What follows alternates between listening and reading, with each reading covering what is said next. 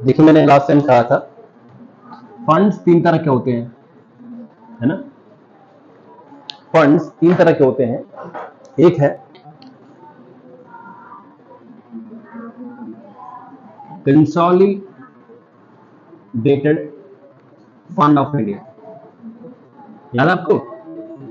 तो मैंने कहा था कि जो भी टैक्स से सरकार हमसे पैसा लेती है वो सारा पैसा कहां जमा होता है, कंसोलिडेटेड फंड ऑफ इंडिया में। और सबसे इंपॉर्टेंट बात क्या है कि किसके अंडर आता है, पार्लियामेंट के, संसद के अंदर आता है। विच मीन्स इस 1 रुपया भी निकालना है तो संसद से परमिशन, और संसद से परमिशन लेने के लिए वोटिंग होती है, पार्लियामेंट में वोट डलवाया जाता है।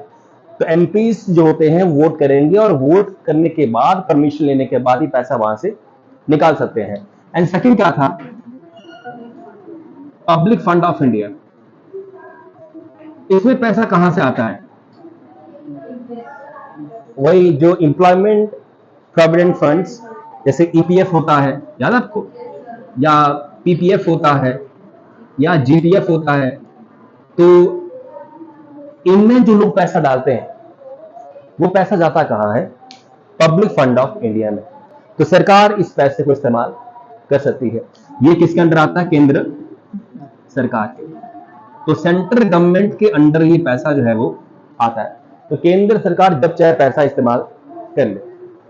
और लास्ट में मैंने कहा था कॉन्टिजेंसी फंड ऑफ इंडिया।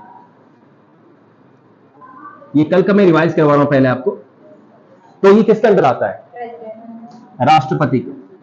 ये प्रेसिडेंट के अंदर आता है, मींस प्रेसिडेंट की परमिशन के बाद ही पैसा यहां से निकाल सकते हैं।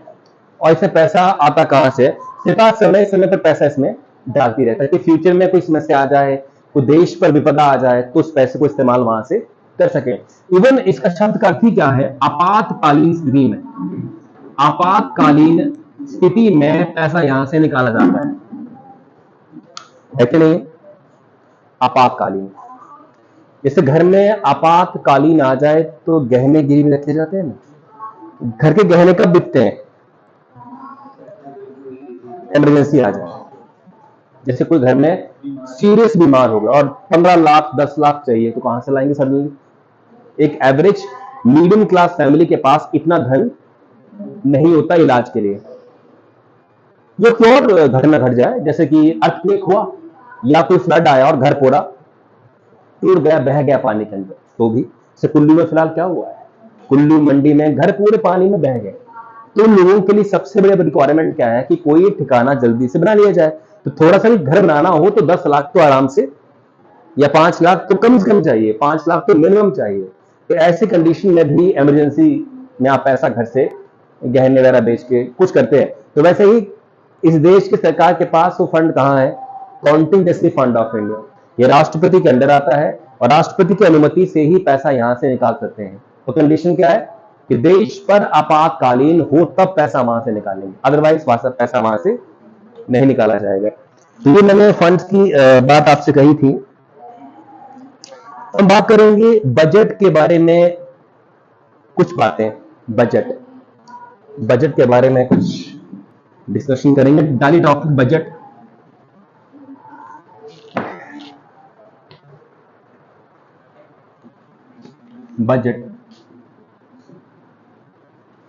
बजट के बारे में आप ऑलरेडी काफी बातें जानते हो।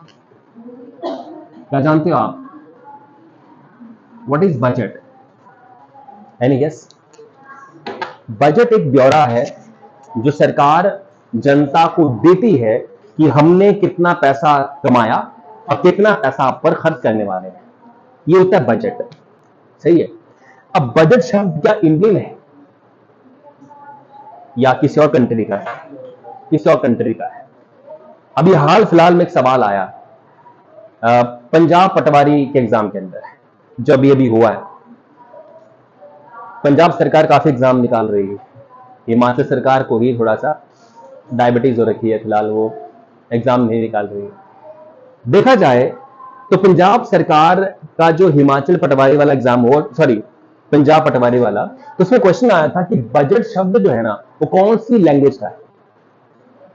तो ये लैंग्वेज है फ्रेंच, FRENCH, इसे बोलते फ्रांसीसी, हिंदी में फ्रांसीसी, फ्रेंच लैंग्वेज का शब्द है बजट। और बजट का अब मीनिंग क्या होता है, इसका मीनिंग क्या है, बैग।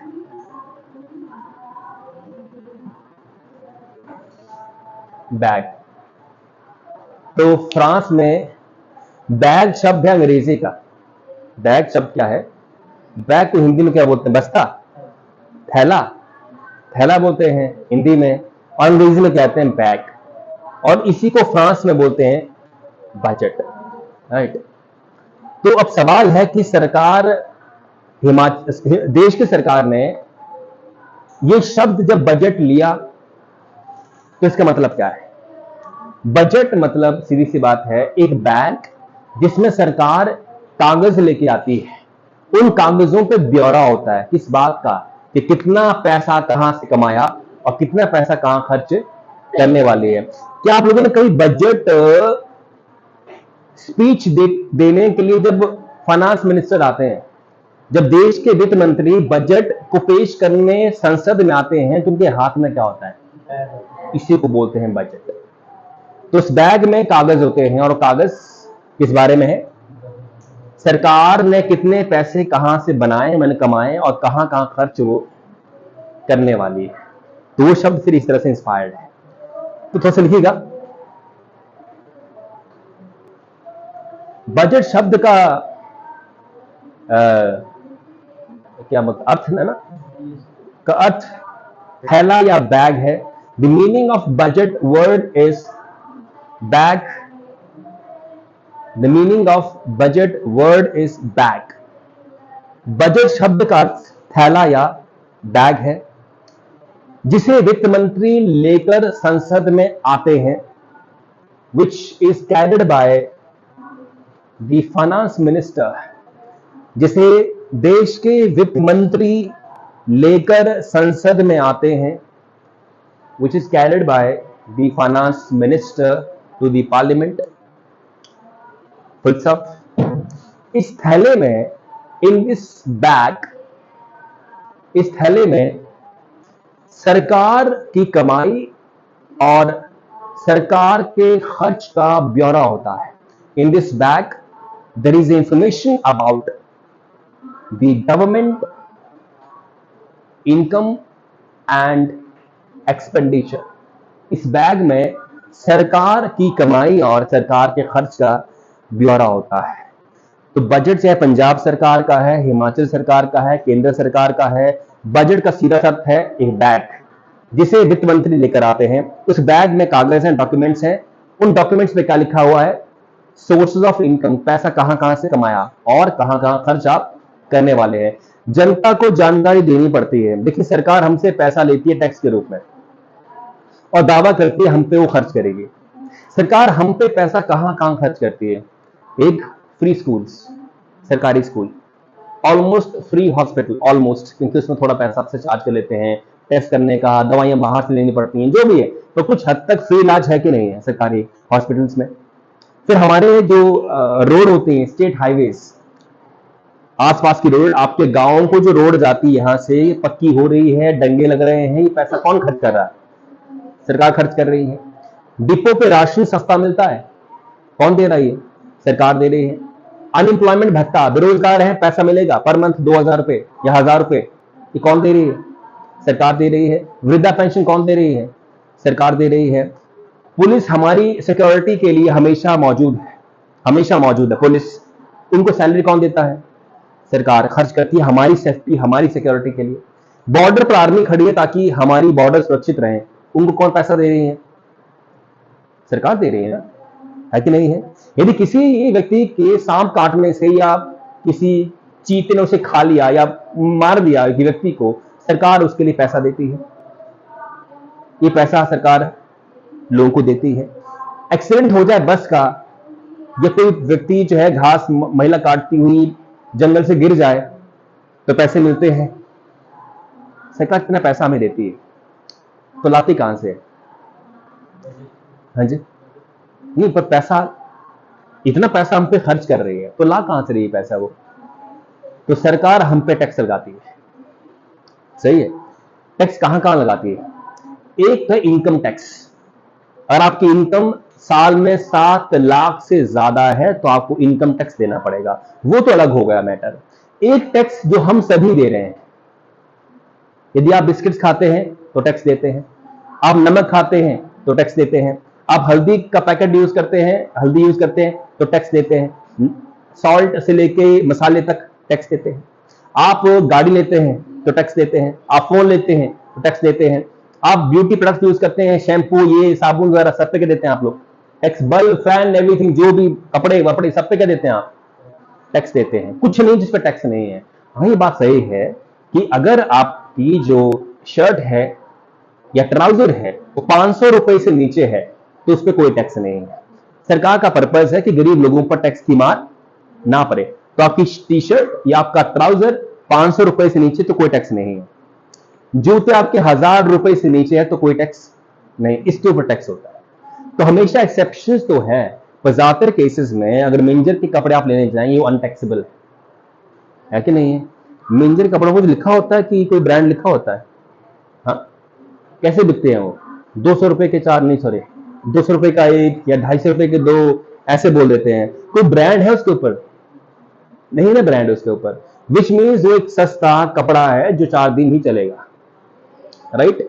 अब भाई मिंजर की बात नहीं कर रहा हूं, मेले की बात नहीं कर रहा हूं, कई दुकानों पे भी बड़े सस्ते कपड़े मिलते हैं, वो ब्रांडेड नहीं होते, अच्छा कपड़ा वो नहीं होता है, अच्छे जूते नहीं होते हैं, तो ऑब्वियसली उन पे टैक्स जो है वो नहीं होता है।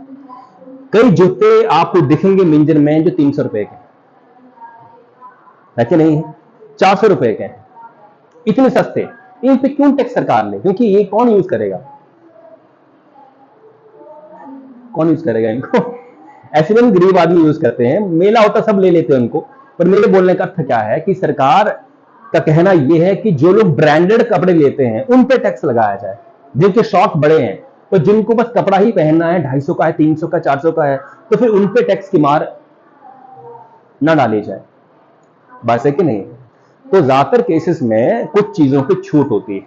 जैसे अगर आप खुले में दाल लेते हैं, कोई टैक्स नहीं है, सही कि नहीं है? आप खुले में चावल लेते हैं, खुले मतलब तोल के लेते हैं चावल, कोई टैक्स नहीं है।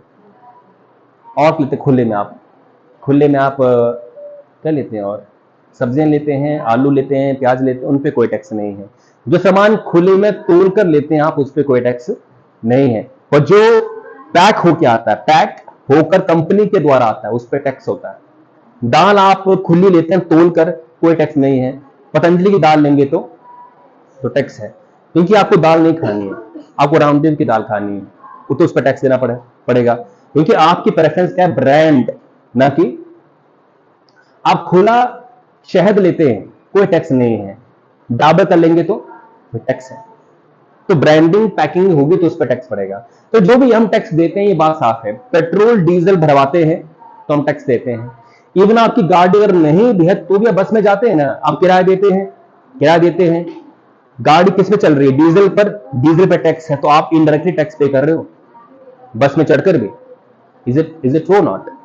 बात है कि नहीं? तो इस तरह से काफी चीजों पर सरकार हमसे टैक्स लेती है, तो पैसा कमाती है। ये सारी जानकारी संसद में आकर सरकार हमें बजट स्पीच में दिया करती है। ठीक है जी? तो ये बजट शब्द कहां से लिया गया? फ्रांस से लिया गया, उसकी लैंग्वेज से लिया गया है बजट। अब इसमें एक और बात है, ये फर्स्ट पॉइंट था, तो सेकंड पॉइंट में ये बात है कि 2019 से सरकार लेदर का बैग नहीं ला रही है। एक्चुअली 1947 से जो वित्त मंत्री हैं वो लेदर का बैग लेके आते हैं, चमड़े का बैग, बड़ा अच्छा सा बैग होता है, ब्रीफ केस लेकर हाथ में। देखा आपने? आप नेट पे सर्च करना बजट शब्द, तो वित्त मंत्री हाथ में एक बड़ा सा ब्रीफ केस लेके आते हैं, चमड़े का बैग होता है, लेदर बैग होता है, सही कि नहीं है? अब 2019 से क्या किया गया है कि वित्त मंत्री अब लेदर का बैग नहीं लेके आ रहे हैं, बही खाता लेके आ रहे हैं। बही खाता मीन्स जो डॉक्यूमेंट हैं, जो कागज हैं, जो पहले लेदर के ब्रीफ केस में लेके आते थे वित्त मंत्री, अब वो लेके आएंगे बही खाते में। बही खाता मतलब ऐसे कागज होंगे, ढेर लगेगा, उसको लाल कपड़े से बांध देते हैं, वो बही खाता होता है। तो 2019 से बैग कैंसिल है।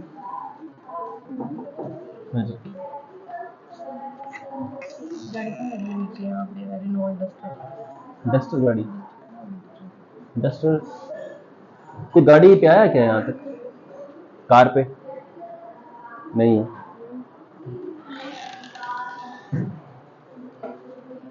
तो 19 से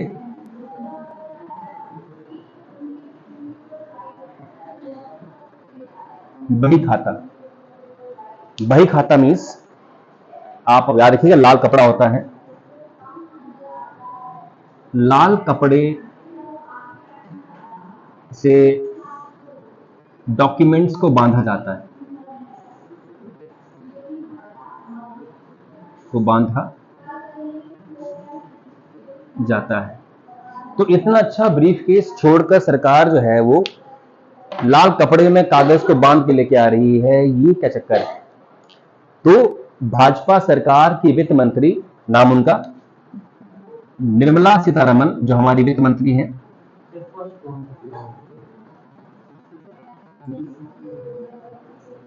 फर्स्ट भी तुम्हें चेक करना पड़ेगा।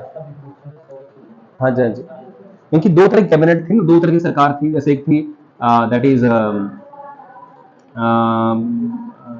That is called interim government. तो इंटरिम गवर्नमेंट में डिफरेंट व्यक्ति को बनाया गया था कि लियाकत थे कि कौन था, मुझे तो नाम रिमाइंड नहीं हो रहा है। पर इंटरिम गवर्नमेंट के बाद 1951 में सरकार बनी तो डिफरेंट वित्त मंत्री थे। तो इन दो नामों के बीच में हमेशा कंफ्यूजन रहती है। तो पहली सरकार थी अंतरिम सरकार, उसका मुख्यमंत्री उसका वित्त मंत्री डिफरेंट था, और 1951 वाले का डिफरेंट था। मैं कंफर्म करके बताऊंगा आपको कि एग्जैक्टली कौन था जिसे पहले मौका दिया गया था। तो जो निर्मला सीतारमण है, उन्होंने 2019 में बैग का कल्चर चेंज किया, और बैग का कल्चर चेंज कर बही खाते में अब लाना शुरू कर दिया। तो बही खाता मीन्स एक लाल रंग का कपड़ा जिसे डॉक्यूमेंट्स को बांधा जाता है, जिससे डॉक्यूमेंट्स को बांधा जाता है। सही है जी। अब कुछ बातें करते हैं इसके बाद, और जैसे अगर बात की जाए, आर्टिकल मीन्स अनुच्छेद 112। तो अनुच्छेद 112 किसकी बात करता है? एनुअल, बिल्कुल, एनुअल फाइनेंशियल स्टेटमेंट। मीन्स हमारे कॉन्स्टिट्यूशन में कहीं भी जिक्र नहीं है शब्द बजट का। बजट को कॉन्स्टिट्यूशन में क्या कहा गया है? Annual financial statement. हमारे संविधान में, हमारे कॉन्स्टिट्यूशन में कहीं जिक्र नहीं है बजट का। बजट की जगह क्या लिखा गया है? Annual financial statement, right. तो इसी को क्या बोलते हैं? बजट। सरकार हर वर्ष क्या रिप्रेजेंट करती है? बजट या फिर एनुअल फाइनेंशियल स्टेटमेंट। सही है।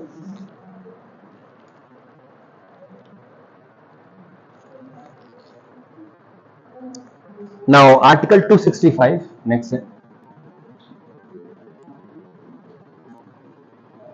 265 मीन्स सीधी बात है, सरकार को बजट में पैसे का प्रावधान करना होता है, पैसे खर्च करने होते हैं। तो पैसे खर्च करने के लिए पहले पार्लियामेंट से परमिशन लेनी पड़ती, क्योंकि जो पैसा खर्च जनता पे किया जाता है वो पैसा कहां से लाया जाता है? कंसोलिडेटेड फंड ऑफ इंडिया से। और वहां से पैसा निकालने के लिए किसकी परमिशन लेनी है? पार्लियामेंट की। हमारी सरकार का 99% पैसा किसमें होता है? कंसोलिडेटेड फंड ऑफ इंडिया, इसमें पैसा रहता है। तो बजट के लिए पैसा कहां से निकालना है? उस फंड से। उस फंड से पैसा निकालने के लिए संसद से परमिशन लेनी पड़ती है। तो लिखिए इसके अंदर आर्टिकल 265 क्या कहता है।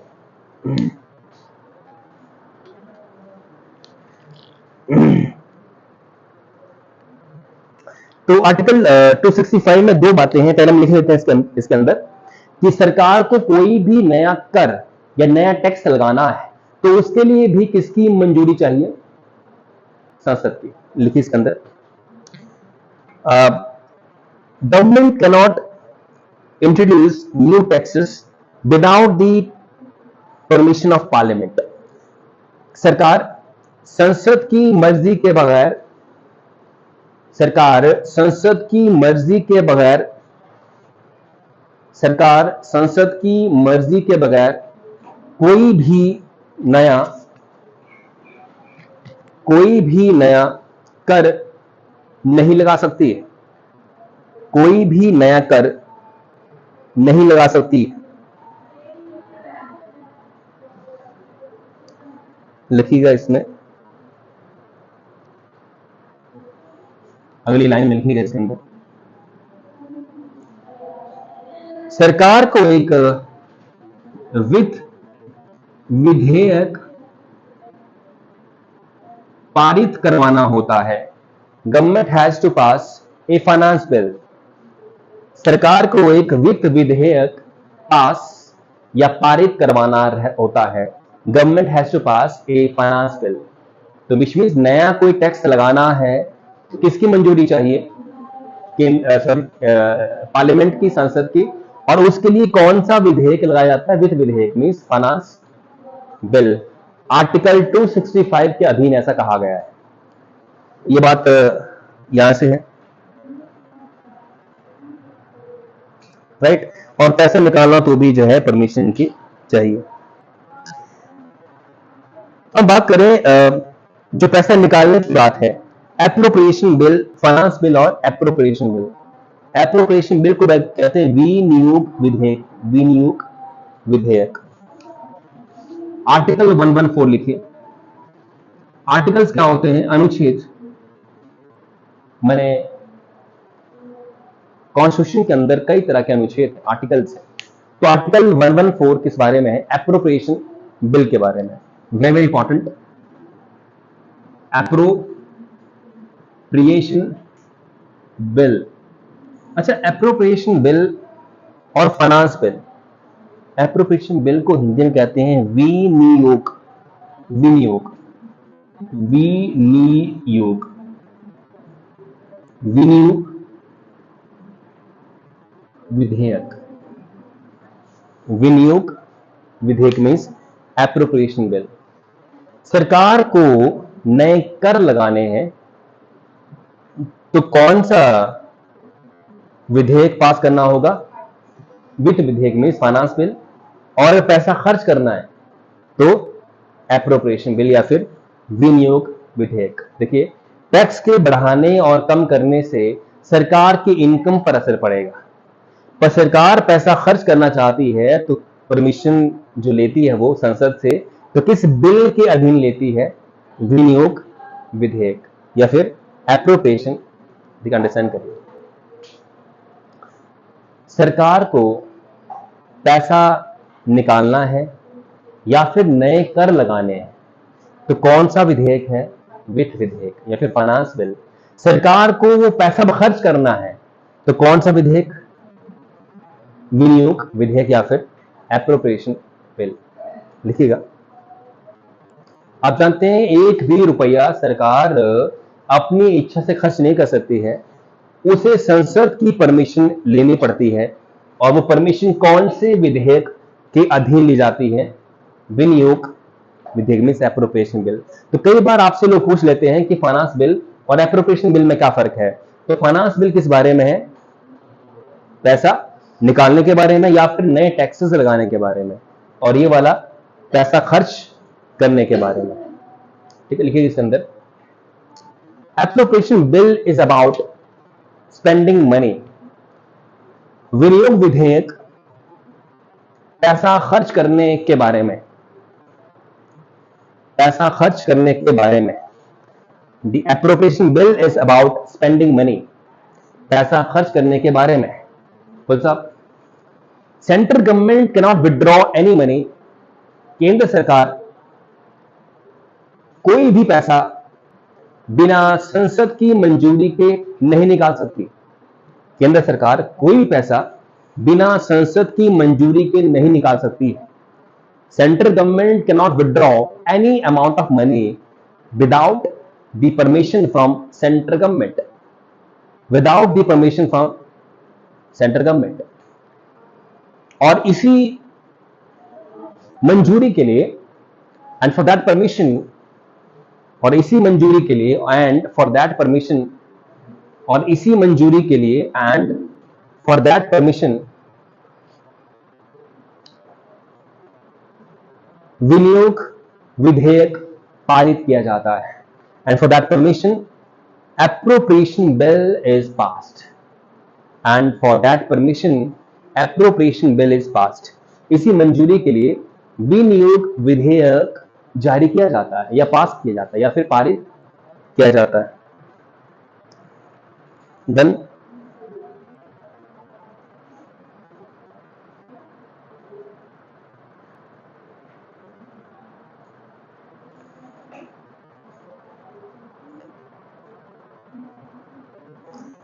नाउ आप इसमें अब नोट डालिए, नोट, और नोट में एक बात लिखिए आप, शंकर आचार्य कमेटी. शंकर आचार्य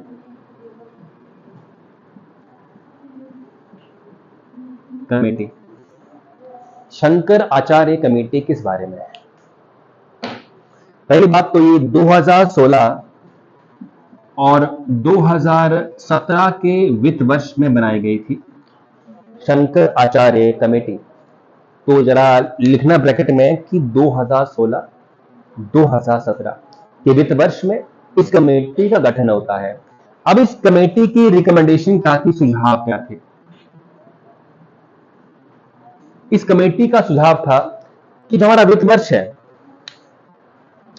उसे क्या हमें चेंज करना चाहिए. जैसे अभी का जो वित्त वर्ष है वो कब से कब तक चलता है? 1 अप्रैल से लेके 31 मार्च तक ये होता है वित्त वर्ष या फाइनेंशियल ईयर. तो क्या इसे हमें चेंज करना चाहिए? जैसे कि चेंज मतलब 1 जनवरी से लेके 31 साल खत्म कब होता है? 31 दिसंबर को. हमारा वित्त वर्ष कब खत्म होता है? 31 मार्च को. 31 मार्च मतलब फाइनेंशियल ईयर क्लोज. तो उस समय ठेके में दारू सस्ती हो जाती है. 31 मार्च के लास्ट हफ्ते में लोग आपको ठेके के बाहर लिथर पिथर मिलेंगे पड़े हुए. रीजन क्या है कि उनको ओल्ड स्टॉक क्लियर करना होता है.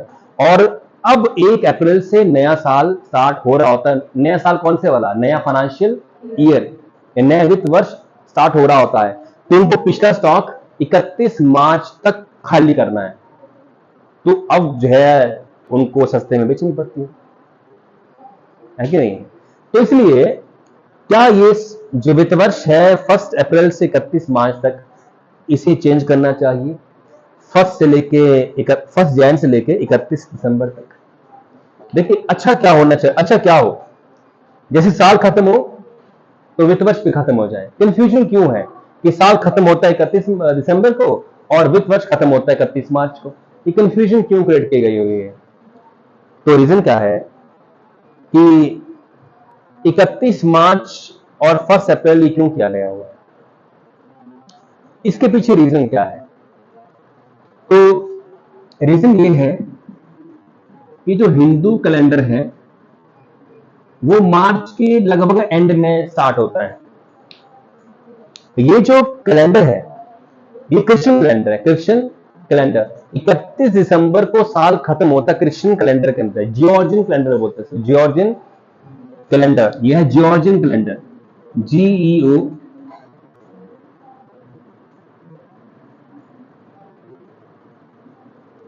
जियोर्जियन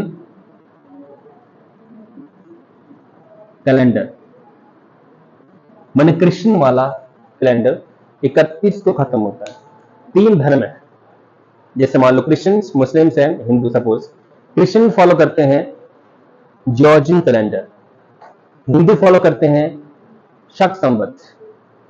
एंड मुस्लिम यूज करते हैं हिजरी, लाइक जब प्रॉफेट मोहम्मद ने वहां से यात्रा की थी मक्का से मदीना को, हिजरी बोलते हैं उसको, यात्रा को हिजरी। बहरहाल जॉर्जियन कैलेंडर ये चीज, और हिंदू कैलेंडर जो है वो मार्च के अंत में खत्म होता है। और दूसरी बात ये भी कहा जाए तो जो फसल होती है हमारी रबी की फसल जो होती है, रबी मैंने जो सर्दियों में मतलब पनपती है, ये पैदा होती है। जैसे गेहूं सर्दियों में पैदा करते हैं, इज इट ट्रू नॉट? और गर्मी में इस समय कौन सी फसल है खेत के अंदर? खरीफ की। मैंने अभी कौन सी फसल है खेत में? मक्की है ना, मक्की मैंने खरीफ की फसल। और सर्दी में नवंबर दिसंबर जनवरी में कौन सी फसल खेत में होती है? गेहूं की, उसे बोलते हैं रबी की फसल। तो रबी की फसल को ठंडी चाहिए होती है। अब रबी की फसल की कटाई लगभग मार्च में हो जाती है। तो चूंकि सीजन खत्म होता है हमारा रबी का मार्च के अंत में, इसलिए भी ये कारण है कि वित्त वर्ष हमारा 31 मार्च को खत्म होता है। बड़ी कमेटी कहेगी क्या हमें अब चेंज करना चाहिए कि नहीं करना चाहिए। 31 दिसंबर को साल खत्म होता होगा, मगर किसानों के लिए साल खत्म नहीं हुआ, उनके लिए खत्म होता साल जब फसल की कटाई होती है। डन है कि नहीं है? तो लिखिएगा इसके अंदर, इस कमेटी ने वित्त वर्ष को बदलने के सुझाव दिए थे। This committee gave the suggestions to change the financial year. इस कमेटी ने वित्त वर्ष को बदलने के सुझाव दिए थे। This committee gave the suggestions to change the financial year. Full stop. हमारा वित्त वर्ष, or financial year starts from 1 April and ends at 31 March. हमारा वित्त वर्ष 1 अप्रैल को शुरू होता है और 31 मार्च को खत्म हो जाता है, and ends at 31 March, right. मगर लिखिएगा, मगर इस कमेटी का सुझाव है, but this committee has suggestion that financial year must start from 1 जनवरी। सुझाव है कि वित्त वर्ष 1 जनवरी से शुरू हो, that financial year must start from 1 January and ends at 31 दिसंबर, और 31 दिसंबर में को खत्म हो जाए, बाकी बातें कल के सेशन में डिस्कस की जाए।